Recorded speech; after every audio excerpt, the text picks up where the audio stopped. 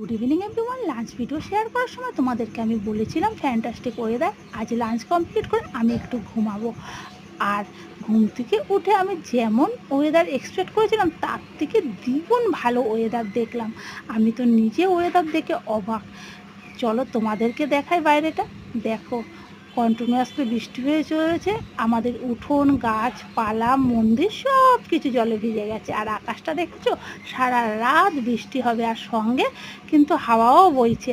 এই ঠান্ডা ঠান্ডা ওয়েদারে আদা চা হলে সবচেয়ে ভালো হতো, তাই না? কিন্তু আমি আর বোন তো চা খাই না, তাই বোন অলরেডি মায়ের জন্য আদা চা বসিয়ে দিয়েছে। মা আমাদের মন্দিরে পুজো দিচ্ছে, সন্ধেবেলা বৃষ্টির মধ্যে গেছে, পুজো দিয়ে এসে এই চাটা পেলে খুব খুশি হবে। তাই বোন চাটা কমপ্লিট করে কাপে একবারে ছেঁকে রাখলো মায়ের জন্য। মা এসেই চাটা খেয়ে নিতে পারবে।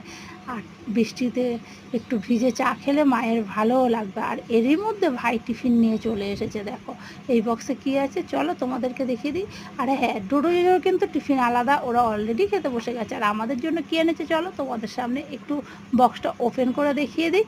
চলো দেখো কী এনেছে। হ্যাঁ, চাউমিন, এগ চাউমিন এনেছে।